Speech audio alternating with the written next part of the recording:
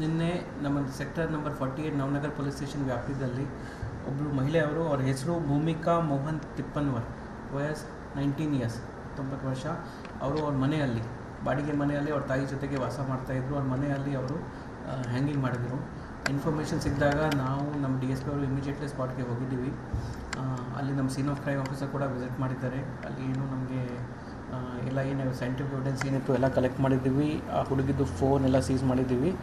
Incident ಆದ ನಂತರ ಅವ್ರ ತಾಯಿ ಅವರು ಒಬ್ಬ ಹುಡುಗ ಡೋಂಗ್ರಿ ಸಾಬ್ ನದ್ದಾ, ಅದೇ ಸೆಕ್ಟರಲ್ಲಿ ಸುಮಾರು ವಯಸ್ಸು 22-23 ವರ್ಷ ವಯಸ್ಸು, ಅವನ ಮೇಲೆ ಕಂಪ್ಲೇಂಟ್ ಕೊಟ್ಟಿದ್ದಾರೆ.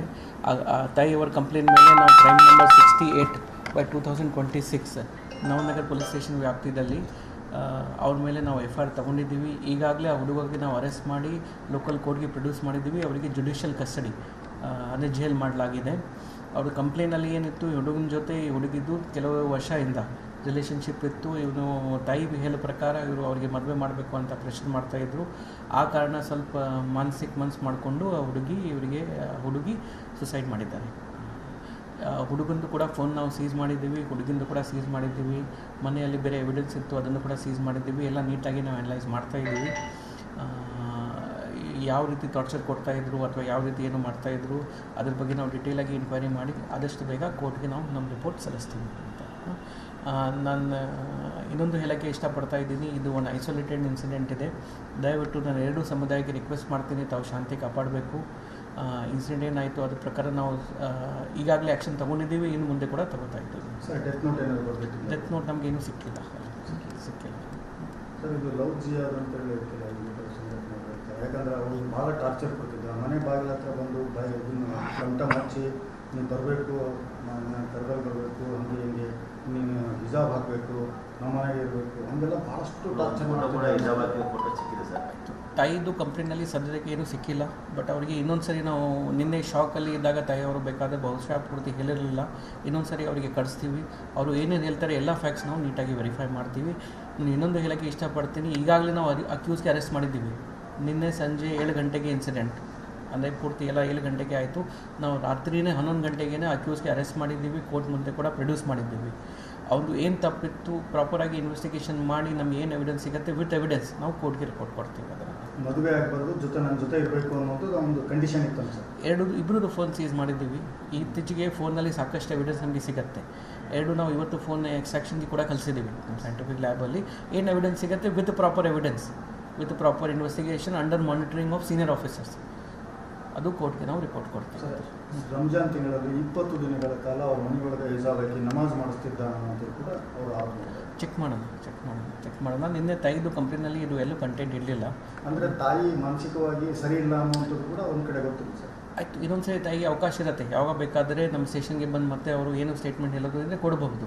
ನಾನು ಇನ್ನೊಂದು ಹೇಳ್ತೀನಿ, ತಾಯಿ ನಾನು ಪ್ರೆಸ್ಗೆ ಕೂಡ ಶೇರ್ ಮಾಡ್ತೀನಿ. ತಾಯಿ ಬೇರೆ ಇನಿಷಿಯಲಿ ನಾವು ಹೋದಾಗ ನಮಗೆ ಯಾರ ಮೇಲೆ ಕಂಪ್ಲೇಂಟ್ ಇಲ್ಲ ಅಂತ ಸ್ಟೇಟ್ಮೆಂಟ್ ಕೊಟ್ಟರು, ಮತ್ತು ಅವರು ಚೇಂಜ್ ಮಾಡಿ ಇವರ ಮೇಲೆ ಕಂಪ್ಲೇಂಟ್ ಇತ್ತು. ತಾಯಿಗೆ ಯಾವಾಗಲೂ ಅವಕಾಶ ಇರುತ್ತೆ. ನಮಗೆ ಕೂಡ ತಾಯಿದು ಮನಸ್ಥಿತಿ ಗೊತ್ತಾಗಿದೆ, ಮತ್ತು ಅವರು ಚೇಂಜ್ ಮಾಡಿದ್ದು, ಆ ಪ್ರಕಾರ ನಾವು ಕೇಸ್ ತೊಗೊಂಡಿದ್ದೀವಿ. ಮತ್ತು ಫರ್ದರ್ ಸ್ಟೇಟ್ಮೆಂಟ್ ಕೊಡೋದು ಇಷ್ಟ ಇದ್ದರೆ ಯಾವಾಗಲೂ ಬಂದು ನಮಗೆ ಕೊಡಬಹುದು. ನಾವು ಕೂಡ ನಮ್ಮ ಕಡೆಯಿಂದ ಇನ್ವೆಸ್ಟಿಗೇಷನ್ ಮಾಡ್ತಾಯಿದ್ದೀವಿ.